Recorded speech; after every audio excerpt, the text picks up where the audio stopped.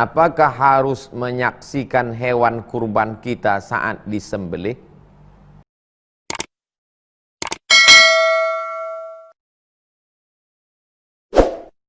Ustadz, tentang hadis perbedaan pendapat pada umatku adalah rahmat, bagaimana penjelasannya? Ikhtilafu ummati rahmatun. Perbedaan umatku ini rahmat. Kata Imam Jalaluddin Abdurrahman As-Suyuti, meninggal tahun 911 Hijriah, ini hadis pernah ada sanadnya tapi hilang katanya. Ikhtilafu ummati rahmatun itu. Kata dia dulu ada sanadnya tapi hilang. Ya, kalau hilang berarti bukan hadis. Makanya kalau ada yang mengatakan la aslalahu, tak ada asalnya. Maksud la aslalahu, la sanadalahu, tak ada sanadnya. Kalau tak ada sanad bukan hadis.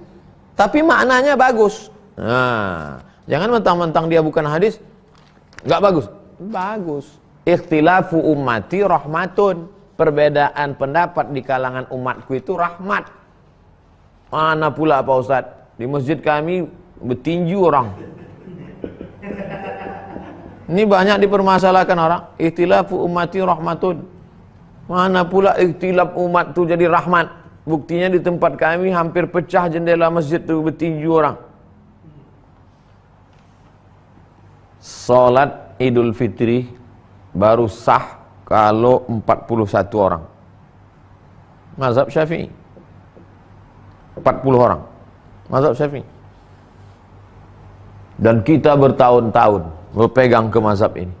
Abdul Somad bertahun-tahun memegang pendapat ini, sudah umur 43 tahun memegang ini. Tiba-tiba datang COVID-19. Datang COVID. Terus kayak mana sholat Id kemarin? Pakai mazhab Hanafi. Imam satu, makmum beberapa orang. Jadi sholat Id. Nampak ikhtilafu ummati rahmatun. Rahmat. Dan kita mana pula berani kita melawan Imam Syafi'i. Tapi karena darurat kita laksanakan sholat Id, habis itu khutbah tercapai. Dan Majelis Ulama Indonesia pun mengeluarkan fatwa itu. Nampak rahmat. Jadi perbedaan fikih di antar ulama itu menjadi khazanah kekayaan yang luar biasa. Begini kata Imam Hanafi, begini kata Imam Maliki, begini kata Imam Syafi'i, begini kata Imam Hambali, begini kata Imam Al-Auza'i, begini kata Imam Ibnu Abi Layla, begini kata Imam Sufyan Ats-Tsauri, begini kata Imam Sufyan Ibnu Uyainah, begini kata Imam Laits Ibnu Sa'ad, begini kata Imam Ja'far. Kekayaan. Ustadz, apa hukumnya jika saya selalu tak sengaja membunuh semut ketika sedang menyapu atau mencuci piring? Karena di rumah saya banyak semut. Kenapa semut itu datang ke piring? Karena ada tulang ikan. Maka habis makan, jangan biarkan tulang ikan itu ada di atas piring. Ini bukan tak sengaja, sengaja kita meninggalkan. Buang tulang ikan, sambal-sambal, telur dadar, segala macam berlebih, masukkan ke plastik, masukkan ke tong sampah. Lepaskan yang sampah membusuk, sampah plastik, masukkan ke plastik, sampah yang busuk, campakkan. Biar supaya itu jadi makanan semut. Karena makhluk-makhluk Allah itu juga mau makan. Dibiarkan pula tulang belulang, tulang sup tunjang, tulang kaki, tulang. Datanglah semut. Pas datang semut disiram pakai air panas. Oh. Dia makhluk Allah Ta'ala. Tengok Nabi Sulaiman alaihissalam. Nabi Sulaiman raja diraja gagah perkasa, ditahannya pasukan itu. Di rumah banyak anak kecil. Anak kecil tuh kan habis makan roti, kalau perutnya kenyang sipak-sipaknya roti itu. Disapu lah. Habis itu disapu, buang. Ini dibiarkan. Oh, dibiarkan tentu berdatangan semut. Bukan salah semut tuh, kita yang salah. Kita yang salah. Kita biarkan agak 2-3 jam, datanglah semut. Pas datang semut baru mengamuk. Wah, ini semut nih datang.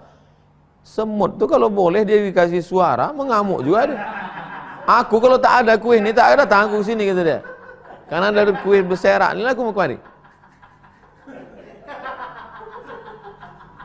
Ustadz ini mengada-ngada.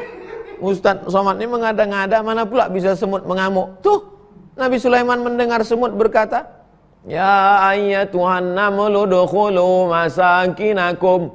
Hai semut-semut, masuklah kalian ke sarang kalian semua, supaya jangan sampai pasukan Sulaiman menginjak perut kamu jadi pecah. Fatabassama dhahikan, tersenyum Nabi Sulaiman. Jadi kalau kita menjadi pemimpin, maka semut pun mendapat keadilan kita. Jangan biarkan. Lalu kemudian tak boleh membuang air panas di tepi jendela. Buka jendela, orang di kampung kan rumahnya jauh-jauh. Buka jendela, ambil air panas. Puf. Tak boleh. Kenapa tak boleh? Karena ada jin yang lalu lalang. Ya kalau yang kena itu jin bongak. Kalau yang kena bos premannya,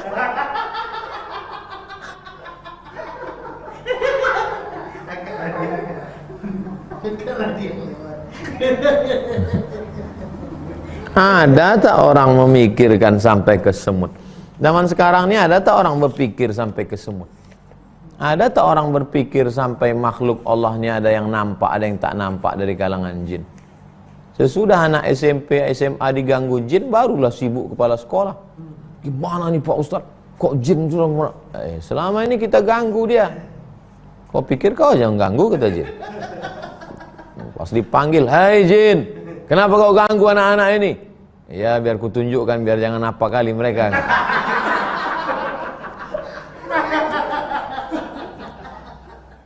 Ustadz, ketika ada teman kita yang akan mengurus tolak likuah, apakah berdosa kita menemaninya mengurus?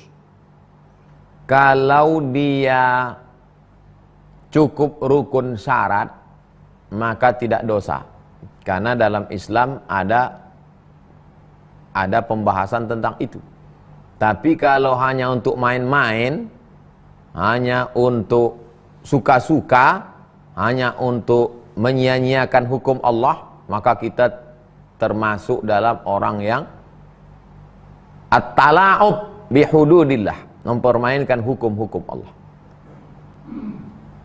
Cukup syarat, tidak memberi nafkah, tidak memberi makan, tidak memberi pakaian, tidak memberi perhatian, cukup syarat. Kita temani dia, kita sudah menolong dia dari aniaya orang. Tapi kalau tidak, hanya untuk main-main saja, bayangkan itu.